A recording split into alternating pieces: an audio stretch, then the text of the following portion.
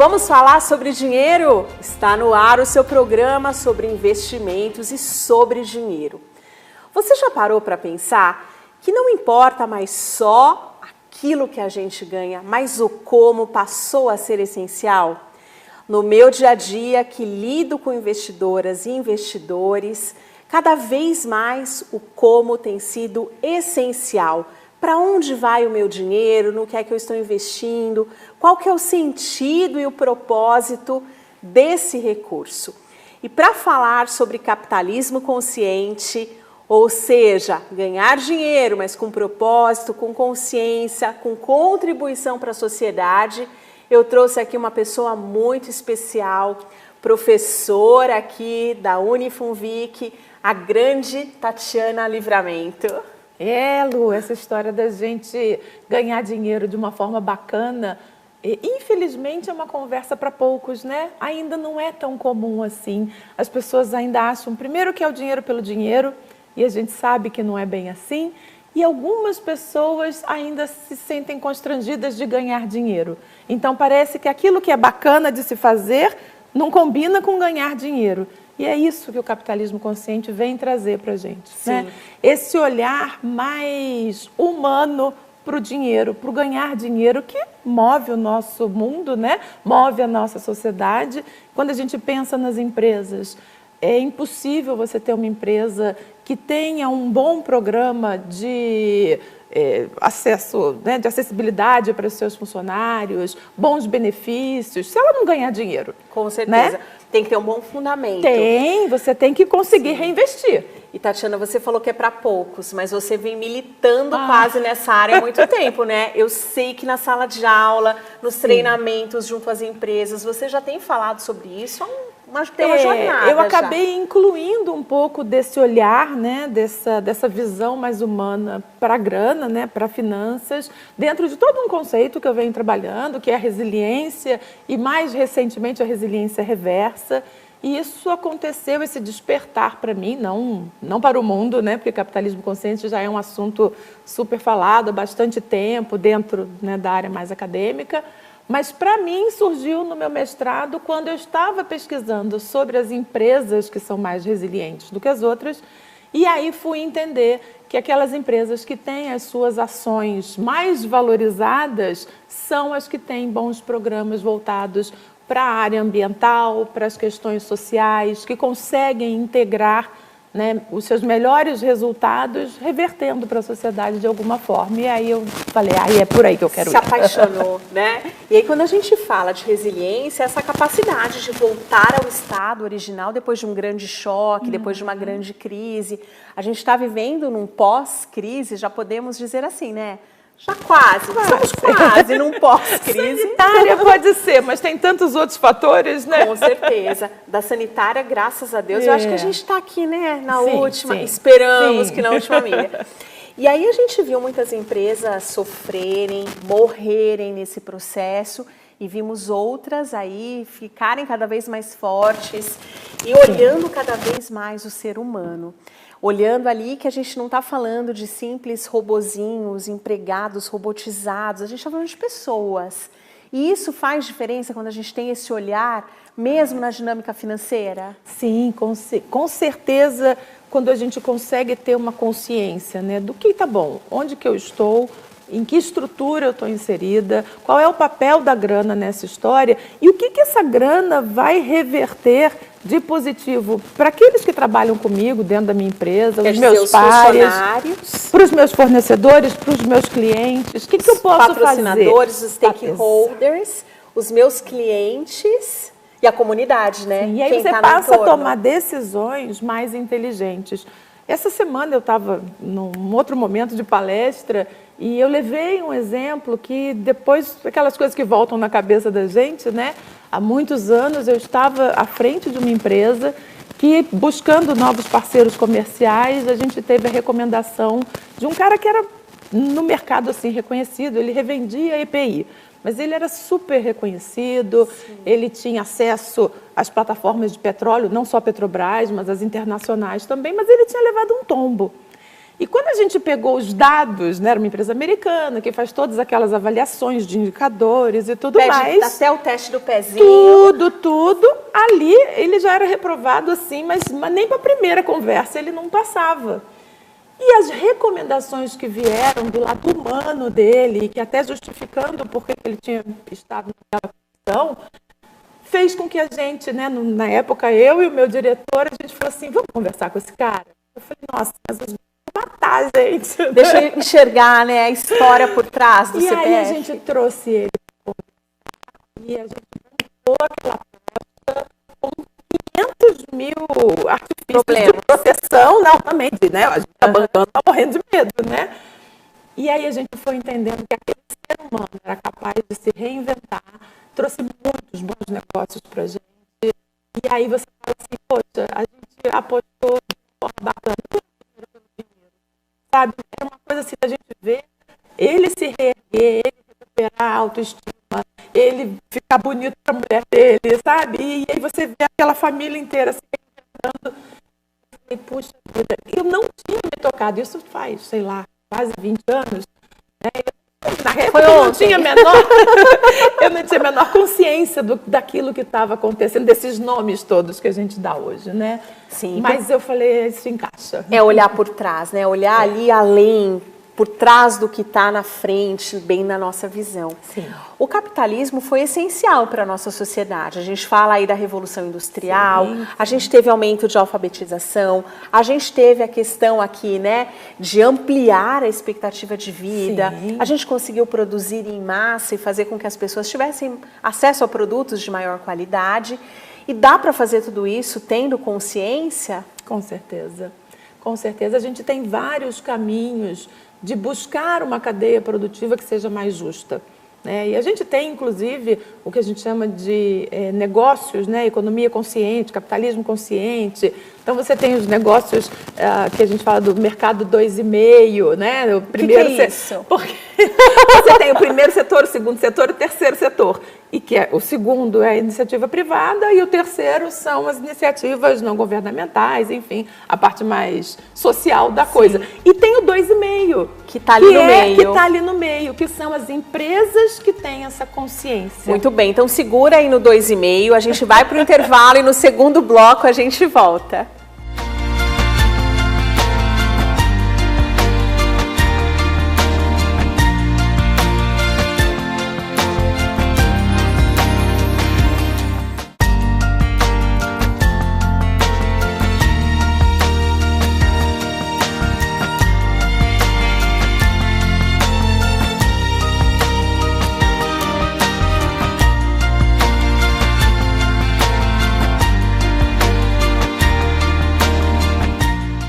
Estamos de volta com o programa Vamos Falar sobre Dinheiro, hoje trazendo a questão do capitalismo consciente.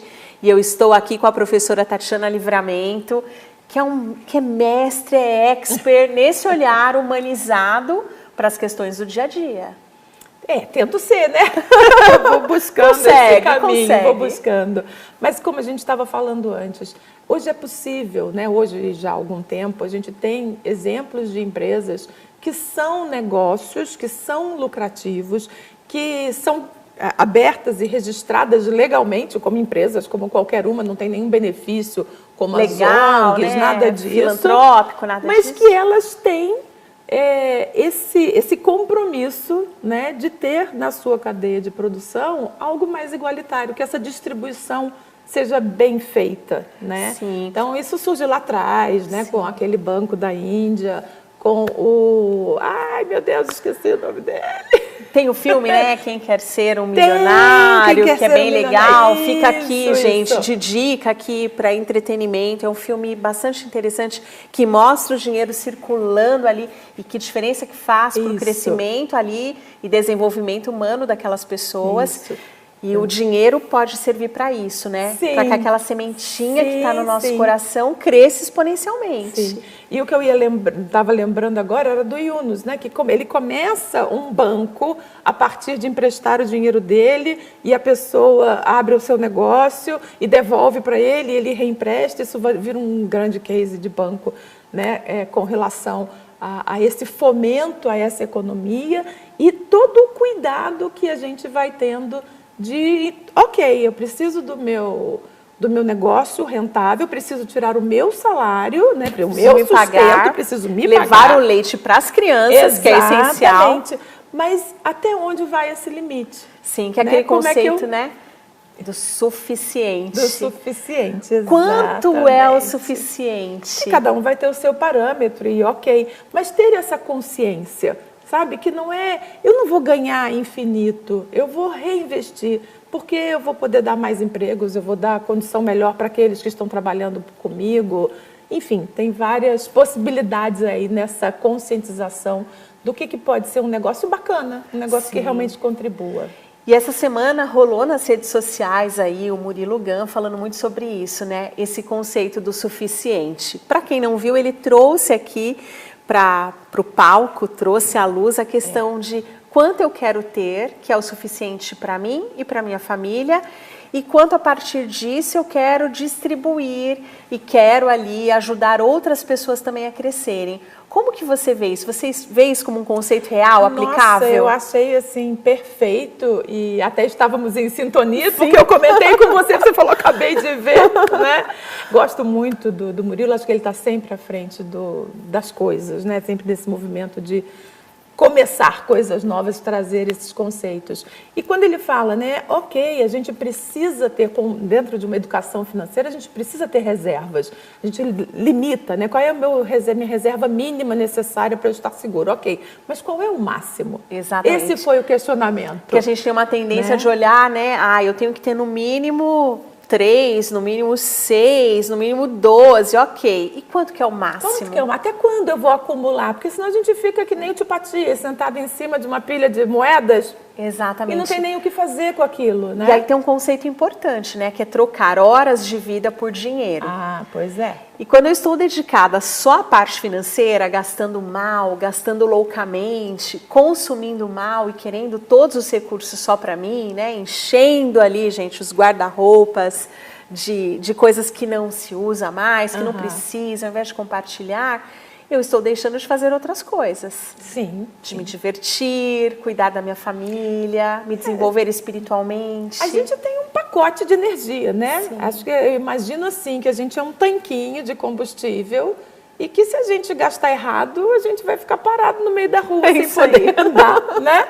Então, vamos usar melhor essa energia da gente. Vamos usar essa energia para coisas que possam gerar outros movimentos interessantes para o planeta, para a sociedade, para o seu vizinho, eu não sei, né? Mas é muito complicado a gente viver dentro desse capitalismo tão selvagem. A gente fala mal do capitalismo, tem sempre alguém que vai falar, até hoje não apareceu outro sistema que funcione melhor, né? Que tenha ficado aí, perdurado como ele está perdurando, e talvez não tenha mesmo, né? Sim. Nesse momento, para a gente, eu acho que é o que temos.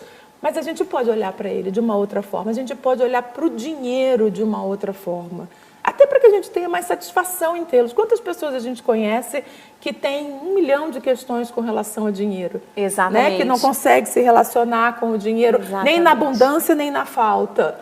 Exatamente. Né? Esse equilíbrio, né, de você conseguir realmente ter a questão financeira resolvida para poder fazer outras coisas é que faz muita diferença. A gente teve também agora o caso da empresa Patagônia, que já era uma empresa muito diferenciada. Essa empresa, ela trazia ali, né, produtos duráveis e ela reparava esses produtos quando eles estragavam. Então, assim, rompeu ali, descosturou a roupa, estragou, mande que a gente conserta e te devolve, não compre uma nova. E agora foi feita uma doação dessa empresa para que ela tenha continuidade. Você entende isso como uma atitude de capitalismo consciente? Com certeza, principalmente se isso é feito com um olhar para quem está dentro daquela empresa, né? Quando a gente pensa numa empresa que está deixando de existir, né? A gente vai fechar uma empresa, a gente vai mudar o segmento de atuação, sempre quem trabalha nessa empresa sofre algum impacto. Muito forte, muitas vezes. Às vezes aquela decisão do caminho a ser tomado pela empresa me exclui dela, né? E aos poucos a gente vê que é possível você ter um olhar para essa pessoa que vai ser excluída. Ok, é um negócio. Sim. Né? Em última instância, a gente está falando de um negócio que precisa dar resultado, que tem uma estrutura que precisa ser ajustada. Mas como é que eu faço isso? Quando eu falo desse olhar mais humanizado... É o como, não? É o como. Não é o não fazer, não é o não dar lucro, mas como é que eu faço? Como é que eu preparo essa pessoa para que ela depois volte para o mercado? Sim. Né? Que Como que eu condições ajudo? eu posso dar para ela? Com que transparência isso está sendo feito? Eu acho que essas são questões importantes. E quando a gente olha uma indústria, por exemplo, uma empresa que tem ali 100 funcionários trabalhando, a gente não está impactando só 100 pessoas. Não. A gente acaba impactando a família dessas pessoas, a gente impacta o entorno, a comunidade, a cadeia de fornecedores. A gente impacta um todo muito maior do que aquilo que a gente consegue observar.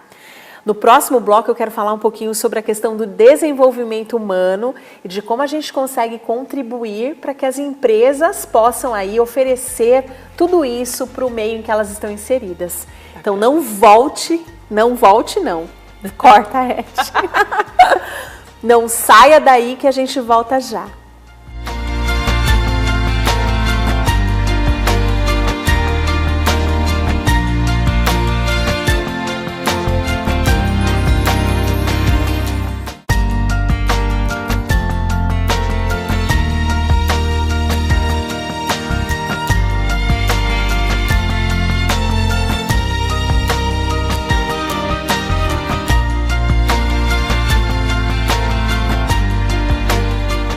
Estamos de volta com o programa Vamos Falar sobre Dinheiro, hoje falando sobre capitalismo consciente, sobre esse olhar humano nas organizações, nas empresas, que são sim feitas para ter lucro, para gerar valor aí para o acionista, mas que podem fazer muito mais do que isso.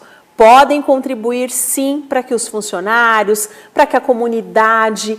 todos têm uma vida melhor. A cadeia de fornecedores, que acaba muitas vezes sendo renegada, esquecida, submetida. Apertada até a última gota, né? O último centavo, tira daqui, né?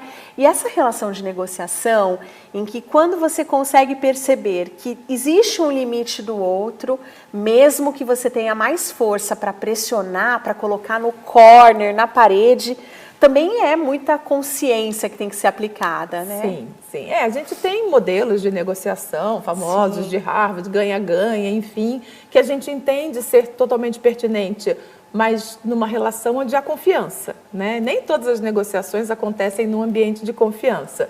Então, às vezes, a gente não vai ser tão ganha-ganha assim, vai depender daquele contexto, mas aí eu acho que tem uma questão da ética mesmo, de você... ter como limite aquilo que você sabe que a partir dali você está realmente prejudicando o outro. Você pode matar uma empresa fornecedora e prejudicar ali fatalmente essa empresa. Sim. Às vezes você até tem condição de fazer isso, mas não é correto fazer. E aí você decide não querer fazer isso, apesar de poder. Exatamente. Tatiana, e aí a gente fala do ser humano que está na ponta, porque no final do dia, apesar de sistemas mirabolantes, a gente traz técnicas de Harvard, a gente traz aqui tecnologia, no final do dia é um ser humano atendendo outro ser humano, um ser humano tocando outra vida. E é possível desenvolver isso nas pessoas, treinar aí as pessoas dentro das empresas para que esse objetivo principal seja alcançado?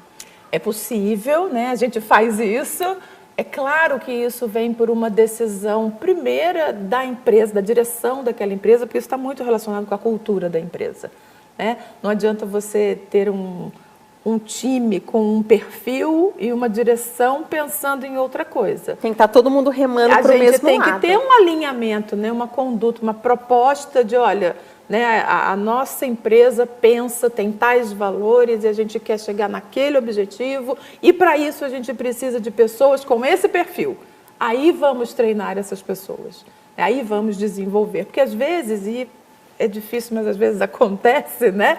A gente recebe uma proposta, vem aqui, dá treinamento para o meu pessoal, vamos melhorar a questão do trabalho em equipe, e você vai e faz todo aquele trabalho, você desperta a consciência naquelas pessoas de que as coisas podem acontecer de uma outra forma, que é bacana ter autonomia, e aí a direção da empresa não te dá autonomia nenhuma. Nem zero. E aí você fala, não é um treinamento que não funcionou, né? Estava desalinhado. Aquela empresa, naquele nível de maturidade, não estava pronta para um treinamento que despertasse algumas ações. Então, precisa ter esse alinhamento e esse olhar é importante. E essa aderência que a alta direção da empresa tem que ter com aquilo que ela quer implementar em termos de cultura. De dar exemplo, né? Sim. E quando você fala para a pessoa final, faz uma palestra para o grande público, quando você fala aí para empreendedores, já estou sabendo que você estará lá como palestrante na principal feira de negócios do país.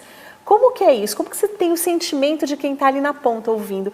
As pessoas estão abertas para esse movimento, para esse momento? Não só estão abertas, como estão buscando, né? Eu acho que com tudo que a gente passou nos últimos anos e ainda estamos passando de alguma maneira, não só pela questão da pandemia, mas as questões financeiras, econômicas, né? O despertar de várias formas de pensar, de olhar para o mundo de uma forma diferente, fez com que muita gente falasse, opa, o que eu posso fazer de diferente? Né? O que eu posso fazer pela minha carreira, pela construção da minha imagem profissional? O que antes não era bem assim, a gente ficava meio de bracinho cruzado esperando a empresa nos formar, né? Nos qualificar. A empresa responsável pela sua carreira. A minha empresa não pagou tal curso, a empresa nunca me deu um treinamento X, e aí por isso que eu não fiz. Não, hoje a gente vê muita gente buscando isso, buscando o empreendedorismo, né? E aí a minha fala sempre é nesse sentido, vamos desenvolver as suas competências, né? Vamos entender como é que a gente estrutura isso. E aí, lógico, a gente passa pela necessidade de uma comunicação mais assertiva, desse olhar mais humanizado para as finanças, né? De um modo geral, a necessidade da gente inovar. Como é que eu tenho um comportamento mais inovador dentro do meu trabalho? E aí a questão da agilidade também são os 4 pilares que eu acabo trabalhando mais. Tatiana, e aí quando a gente fala isso, que a gente sente por todos os lados, eu no meu dia a dia, eu percebo isso nitidamente, as pessoas preocupadas com propósito, com felicidade. Eu brinco que é oncotô, poncovô, né? Como que eu consigo encontrar o meu norte? A gente pode falar que também é uma questão de sobrevivência para as empresas, de perpetuação do negócio, que elas se adequam a essa nova realidade humana? A médio e longo prazo, sim. Tenho convicção disso. Acho que algumas empresas ainda não acordaram. Não sei se vão acordar a tempo, espera-se que sim. A gente torce que sim. Não é uma coisa de, olha, é para agora, para daqui a um ano. Não, mas eu acho que gradativamente primeiro elas vão perdendo os seus melhores talentos. Eles vão embora, porque não querem mais. As pessoas que estão com uma cabeça um pouco mais abertas e entendendo que trabalho é vida, né? Trabalho não é só punição da nossa... E não dá para ir para o trabalho e falar, olha, Luciana, me espera aí em casa que eu já volto e te pego de novo. Não, a gente vai para todos os lugares ali como ser uno. A gente é um ser integral. Sim. Né? E essas pessoas cada vez menos estão tolerantes a ambientes que sejam mais nocivos, que sejam menos humanos, né, ou humanizados. E aí essas empresas vão ficando com aquelas pessoas que não são profissionais tão de ponta assim.